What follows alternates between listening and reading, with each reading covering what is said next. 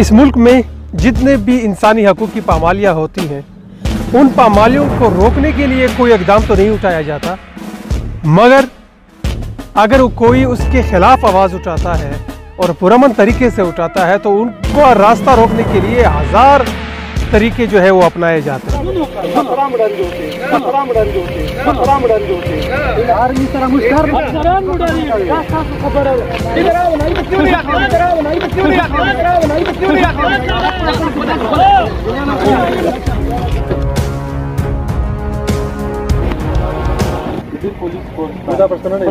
कपड़े की चित्तानी प्रखोली पे साले भी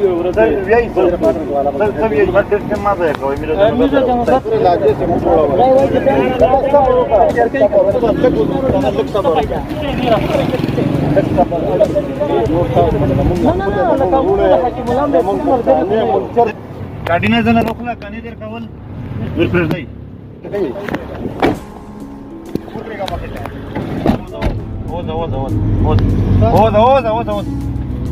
यही कुछ हुआ कुछ दिन पहले जो बिजई मकीन में 2 नौजवानों का बेमाना कत्ल हुआ था सिक्योरिटी फोर्सेस के हाथों। और जब उनको इंसाफ दिलाने के लिए वहाँ पर हमने जाने की कोशिश की मशर मंजूर पश्तीन के हमरा, तो हमारा रास्ता रोकने के लिए कई जगहों पे रुकावटें हमारे लिए खड़ी की गई। सबसे पहले मंजीखेल चेक पोस्ट के ऊपर हमें रोका गया। वहाँ पे पुलिस वालों के साथ जब हमने बातचीत की, उनको कहा कि आप किस वजह से हमें रोक रहे हैं जबकि बाकी गाड़ियाँ जा रही हैं और आपके पास कोई कानूनी जवाज़ भी नहीं बनता। तो उन्होंने कहा कि हमारे पास ऐसा कोई कानूनी जवाज़ तो नहीं है, लेकिन हमें ऑर्डर दिया गया है। और सामने उनके जो फौजी एहलकार थे उनको इशारा करते हुए कहा कि इनकी तरफ से हमें हुक्म है कि आप लोगों को रोका जाए।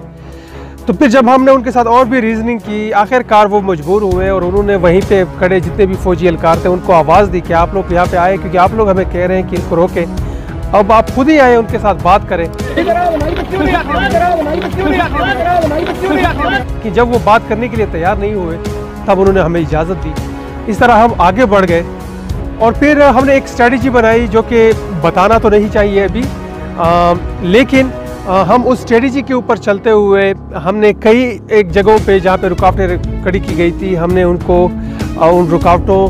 का सामना ही नहीं किया। हमने ऐसे एक स्ट्रेटजी अपनाई। जब खरगई चेक पोस्ट पर हम पहुँचे तो वहाँ पर हम मशर मंजूर को तो पास करने में कामयाब रहे, लेकिन उन्होंने जब हमारी गाड़ी देखी और हम साथियों को देखा तो उन्होंने वहाँ पर रोका और फिर कई घंटे तक वहाँ पर रोके रखा। और हमें वहाँ पे फिर भी वही जो हमने उनसे मांगा कि कोई कानूनी जवाज़ है आपके पास हमें रोकने के लिए, कोई आईनी जवाज़, लेकिन उनके पास ऐसी कोई चीज़ नहीं थी। और वो ये कह रहे थे हमें कि ऑर्डर्स हैं। और फिर वो वहीं पे बैठे हुए एक कैप्टन को बार बार वो इशारे दे रहे थे कि ये हमें कह रहा है।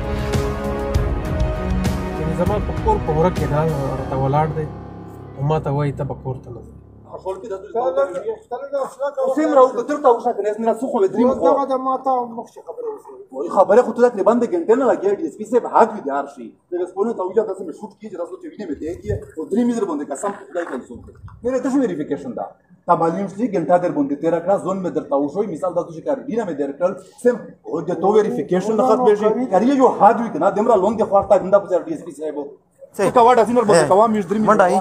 अरे कैप्टन आपस का यार कैप्टन ना पता का कैप्टन गाइस का जदा सोच दा पाकिस्तान दे कैप्टन दा सी सेक्शन ये खाला यो मिनट तपोस को मारा सुनो रे तपोस को हाथ भी दार सी डीएसपी से दस दोकना चफाई ने मुका बे पदाना बाले दा कैप्टन वादा ना उनकी प्रमोशन वे देर की वेनी कार्य का जो पर्सन सन में पदाना लगी के वेनी कार्य का यो पौ जिखा सोलाई वो बला कीमत तमाम जुरा दो आगा का खबर हम न माने कना दा कैप्टन गाय नोस्ता देमरा कसके आदे आरशी बादशाह दा दसे खबरा दो चले का तो से टोल दा फोर्स दे पसी प्रोसेस ज़रब देर दा वो दुए मानल। लेकिन बहरहाल हम वहाँ से वापस हुए, फिर एक और जगह से हमने जाने की कोशिश की, लेकिन वहाँ से फिर वो जो है हमें रोकते। फिर बला आखिर हमने गर्देवी चेक पोस्ट के ऊपर भी हम गए। वहाँ पे जब हमारे शनाख्ती कार्ड एंट्री के लिए दिए गए तो उन्होंने कहा कि आप लोगों के ऊपर 5 MPO यानी ज़िला में दाखिले के ऊपर पाबंदी है। यानी बड़ी हैरानगी होती है कि यहाँ पे उन लोगों को ज़िले में दाखिले पर पाबंदी है कि जो हक मांग रहे हैं, जो अमन मांग रहे हैं, जो उन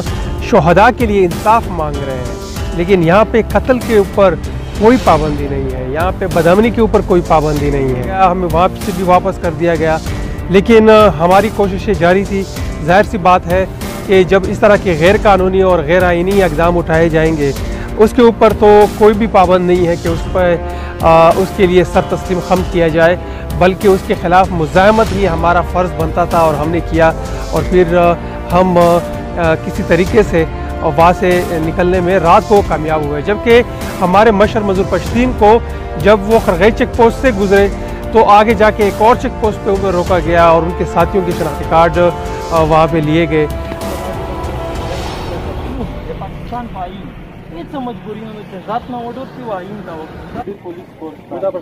सदा कपडे की चित्तानी प्रखोली विश्वे साले भी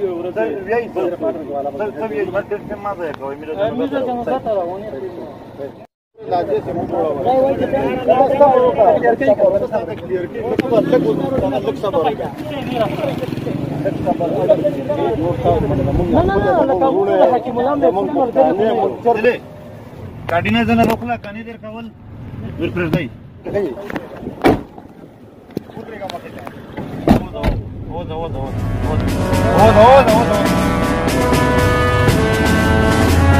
हमारे साथी जिस भी चेक पोस्ट पर से जाते थे, पहले उनके साथ जो वहाँ पे एहलकार होते थे उनका वहाँ पे उनको रोका जाना,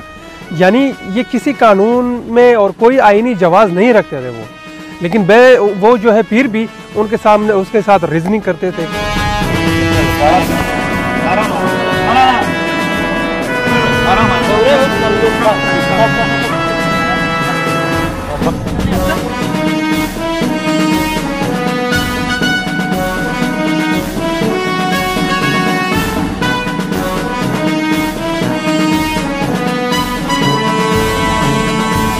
अब हमें ये हक दिया गया है कि हम किसी भी इलाके में जाएं, लेकिन उनके पास जब कोई भी कानूनी तरीक़ाकार नहीं होता था, उनको ज़बरदस्ती उनको रोकते थे। सबसे पहले हमारे साथी जो थे वो वहाँ पे एहतजाज करते थे।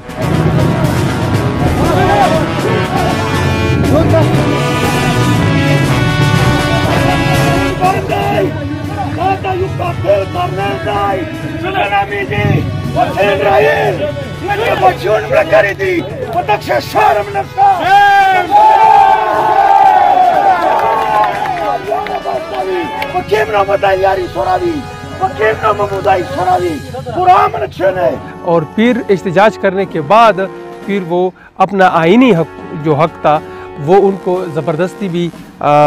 उसको लेने की जो है वो एक कोशिश करते थे।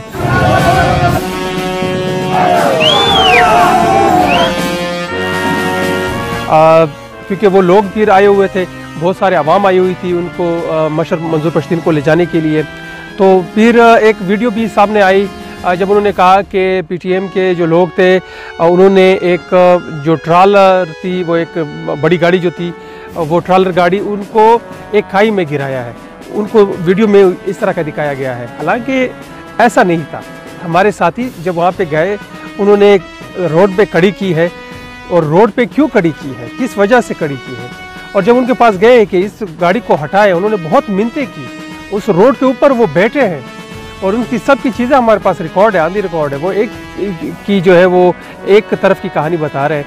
तो हमने वहाँ पे हमारे साथियों ने बाकायदा बहुत भरपूर एहतजाज किया है और कई घंटे तक वहाँ पे बैठ के उनको मिन्नतें करते रहे हैं कि हमारा रास्ता मत रोकें, हमें जाना है आगे और जनाजे में जाना है, आप लोग इस गाड़ी को यहाँ से हटाएं। लेकिन फ़ौजी जो थे वो सिर्फ ऊपर से उनको कह रहे थे, वहाँ पे सिर्फ तमाशाई बने हुए थे, उनको जो है ना हटाने की कोशिश कर रहे थे और ना जो है हमारे साथियों को आगे जाने की इजाज़त दे रहे थे। फिर जाके उनको उस गाड़ी को वहाँ से हटाया गया और वो आगे अपने मंज़िल मकसूद तक पहुँचे हैं।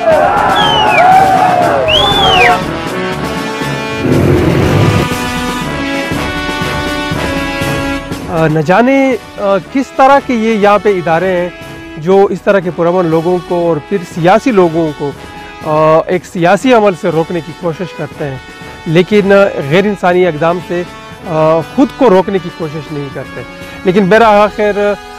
सच का बोलबाला हुआ, हक़ का बोलबाला हुआ और हम इस बात में कामयाब हुए कि वहाँ पे ना सिर्फ हम पहुँचे बल्कि उन लोगों की जो जेन्युइन बातें थी, जो सच्चाई थी, उसको भी हम सामने लेकर आए और साथ में उनके लिए इंसाफ मांगने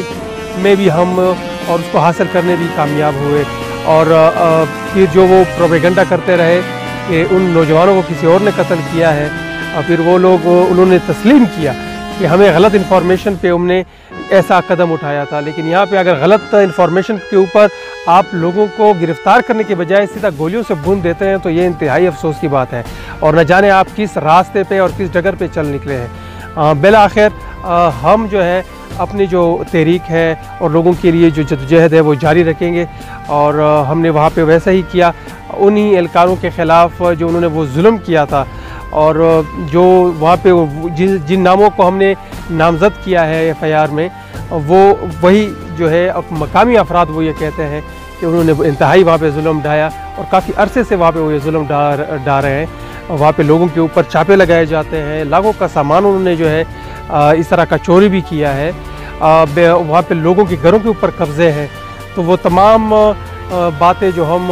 दुनिया के सामने लेकर आए, आखिर सच का बोल बाला हुआ और उन लोगों के ख़िलाफ़ FIR भी दर्ज हुई। ये यकीन रखें ये एक सियासी अमल है, और ये सियासी अमल में ये यानी ऐसा एक दौर था कि लोग जो है वो कत्ल कर दिए जाते थे, लेकिन उसको जो है वो लाश भी मांगना उनके लिए एक अज़ाब होता था। लेकिन एक वक्त ये भी आया है कि ना कि सिर्फ उनके लिए इंसाफ मांगा जाता है, बल्कि उनको बाकायदा जो ये वायलेशंस करते हैं उनके ख़िलाफ़ भी एक मुज़ाहमत होती है और उनके ख़िलाफ़ FIR काटी जाती है। तो ये एक लंबा रास्ता है, हमें ये तय करना होगा और इसके ऊपर कभी भी दिल बर्दाश्त नहीं होना होगा, बल्कि इस रास्ते के ऊपर आगे चल के एक दिन वैसे ये भी आएगा कि फिर शायद इसकी भी हमें ज़रूरत नहीं पड़ेगी। लेकिन फ़िलहाल हम इस स्टेज के ऊपर नहीं हैं, लेकिन जिस स्टेज के ऊपर हैं यही मुज़ाहमत, यही सियासी पुरअमन तरीके से मुज़ाहमत जो है वो जारी रखेंगे और अपनी कौम के लिए हक़ का जो हसूल है वो मुमकिन बनाएंगे।